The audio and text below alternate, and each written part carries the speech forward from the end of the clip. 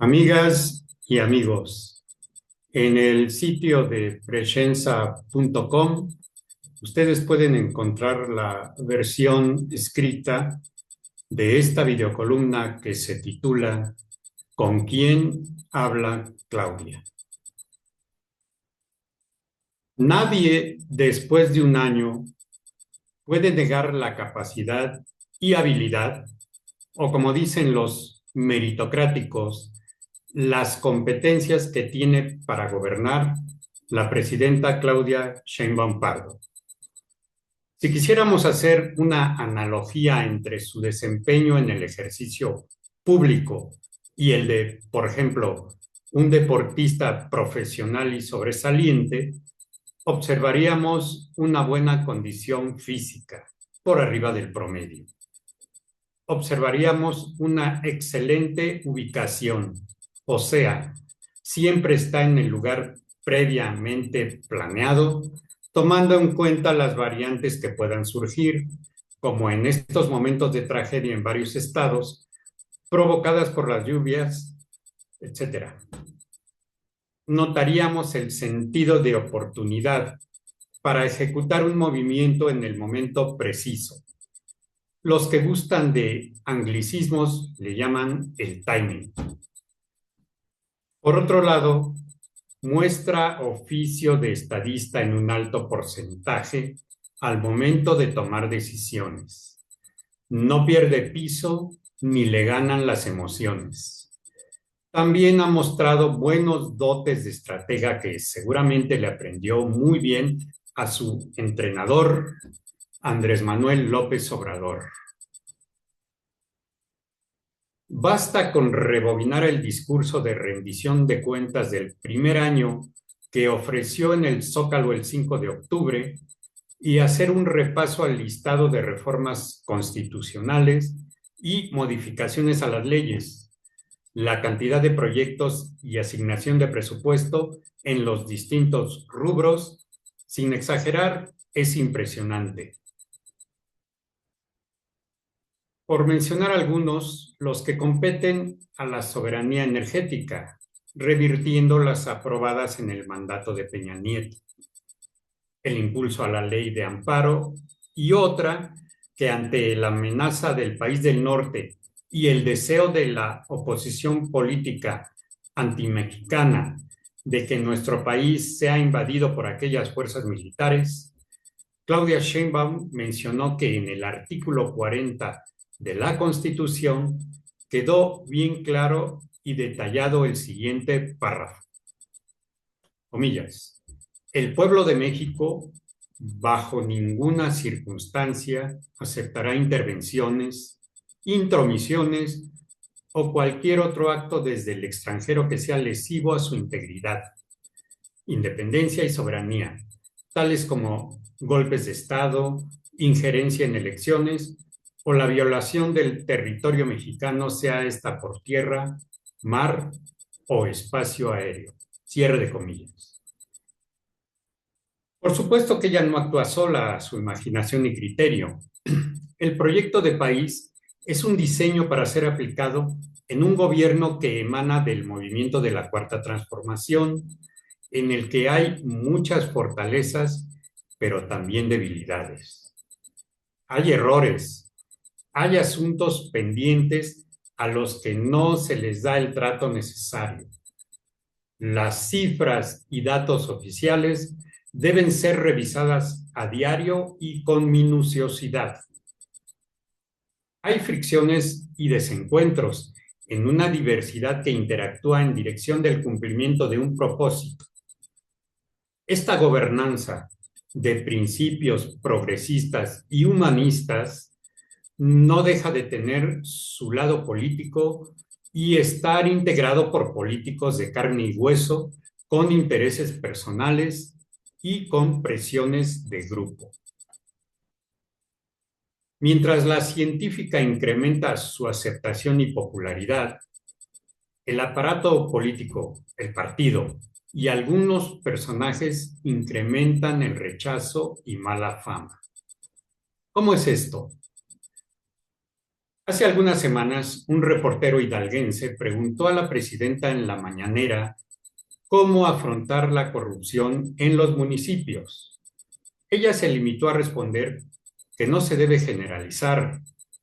Si hay actos de corrupción, deben denunciarse con pruebas, dijo.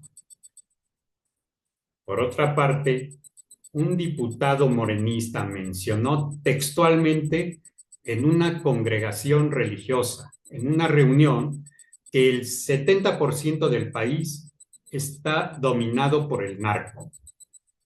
Luego, en una entrevista, lo matizó, aclarando que este problema se presenta en los municipios y que no se refiere a un narcogobierno, que tenemos una narcosociedad. Así que más allá de la exageración, del doble discurso o de las batallas de propaganda, nuestra atención debe estar puesta en los indicadores que vayan apareciendo, no solo en la superestructura nacional, sino a nivel de piso, que es donde se desarrolla la mayor actividad política y económica y social.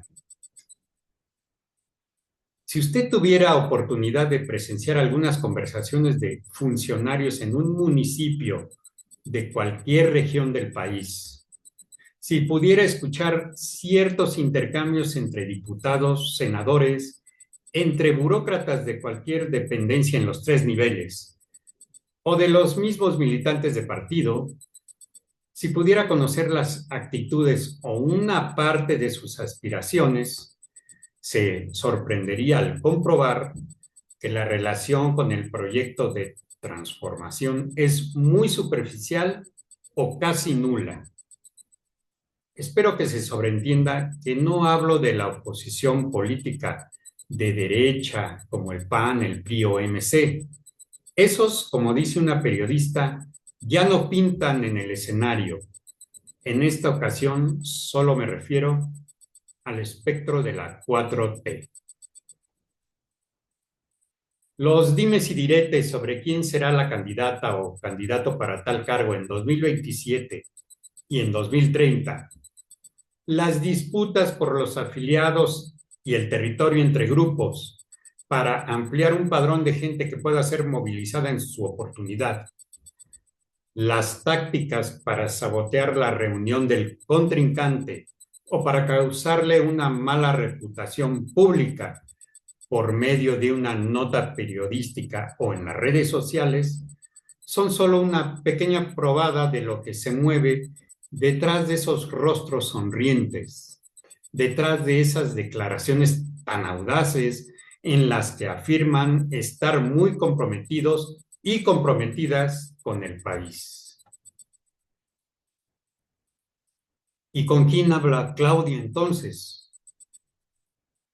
Al momento de escuchar las aserciones de una presidenta que lidera todo un aparato administrativo y en su momento escuchar al presidente López Obrador, cualquiera pensaría que, aunque no faltan las divergencias, ese enorme aparato que se compone de burocracia, partido y militancia están en una misma sintonía y que todo se va acomodando hacia el mismo objetivo y en sana camaradería, resolviendo los inconvenientes con el uso del diálogo, herramienta fundamental de la política.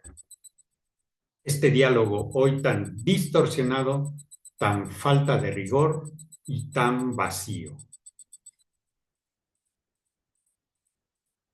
Puede que el diálogo, en el caso de la presidenta, se extiende además con todo el resto de los interlocutores sociales, la oposición política, los poderes legislativo y judicial, la clase empresarial y financiera, las diferentes instituciones de culto, las diversas colectividades indígenas, las juventudes, la tercera edad, los grupos feministas, los medios de comunicación, el ámbito internacional, los obreros y tantos otros.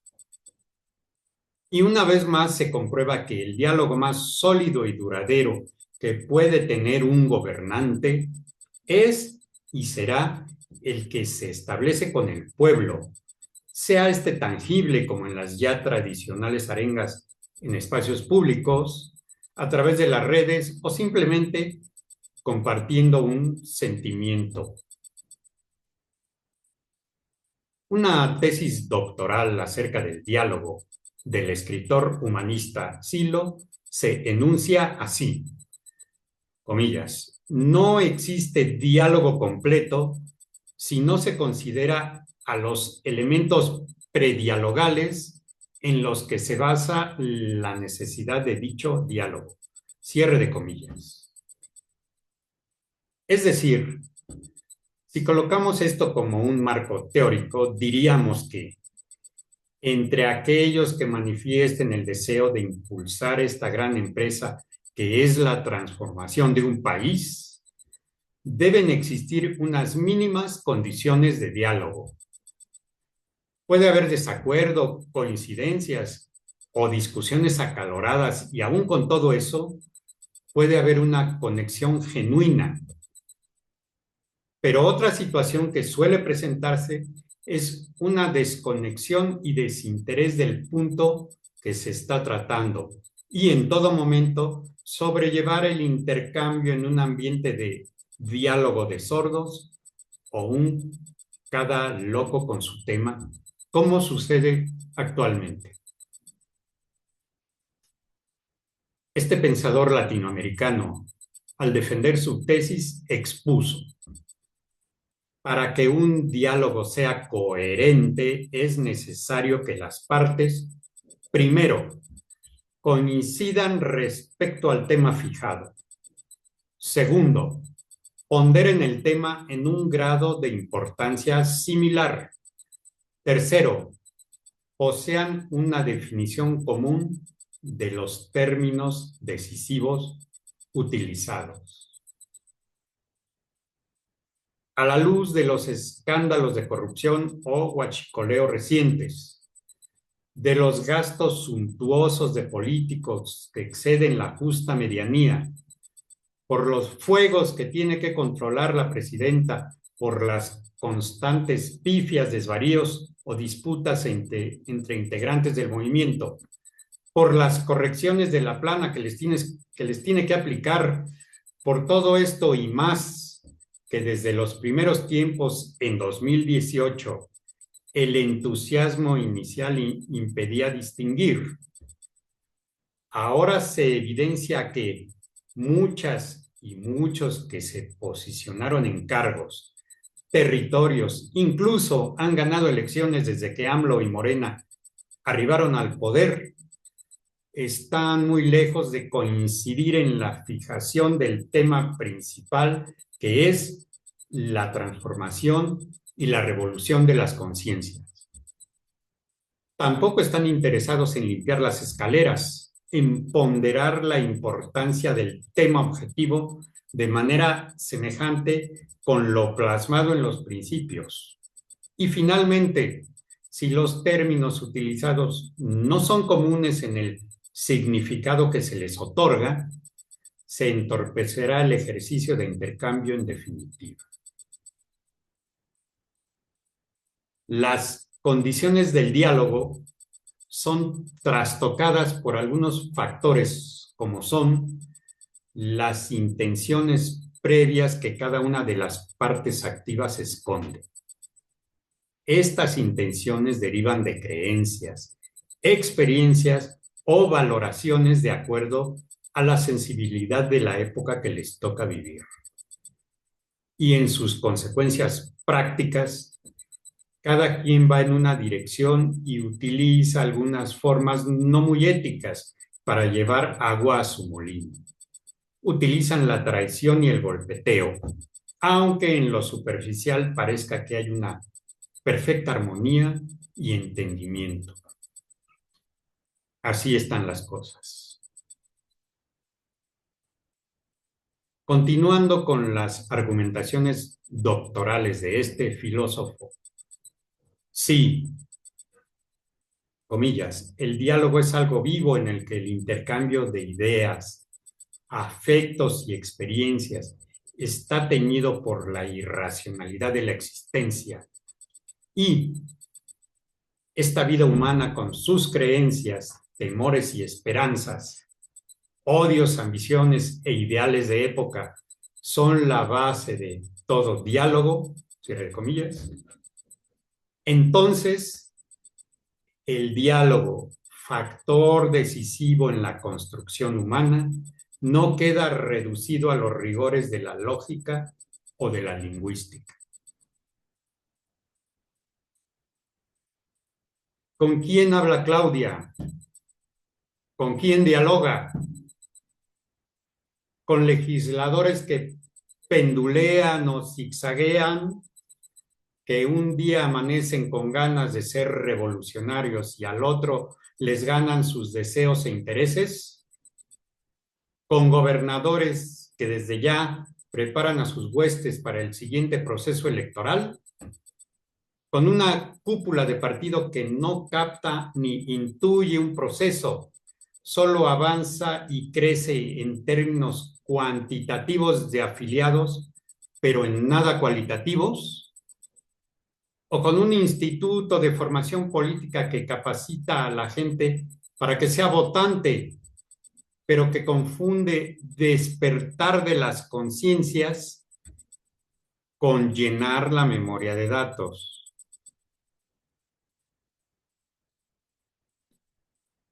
De aquí se deriva una siguiente pregunta.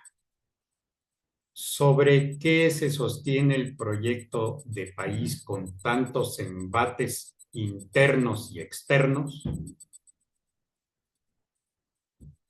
La doctora, en su documental de los primeros 365 días, una vez más deja escapar una señal desde lo profundo cuando dice, comillas, pienso que es lo que representa nuestro movimiento, lo que él, AMLO, deja en el gobierno, en su lucha y lo que queremos seguir, que es un profundo humanismo, un amor al prójimo. Finalmente, eso es lo que nos mueve. Cierre de comillas. Y continúa la doctora. No es nada más lo que hacemos, sino por qué lo hacemos. Y recomendó, luchen por su país siempre. No se dejen llevar por el individualismo, el deseo de dinero, de poder, de fama. Piensen en sus compañeras y compañeros, en la gente que sufre, que le den sentido a su vida desde una perspectiva colectiva y beneficio colectivo. Hasta aquí la presidenta. Esta señal por ahora es solo una pincelada que poco a poco va dibujando el modelo de sociedad que queremos construir. Al ser reconocido por la Academia de Ciencias de Rusia con el doctorado honoris causa el 6 de octubre de 1993, cuando el neoliberalismo aquietaba a las poblaciones con pesimismo y resignación, Silo, el fundador de la corriente de pensamiento humanismo universalista o nuevo humanismo, develó una esperanza de futuro. Comillas. En algunas latitudes ha comenzado a moverse algo que empezando en el diálogo de especialistas estará luego ocupando la plaza pública. Cierre de comillas. Muchas gracias.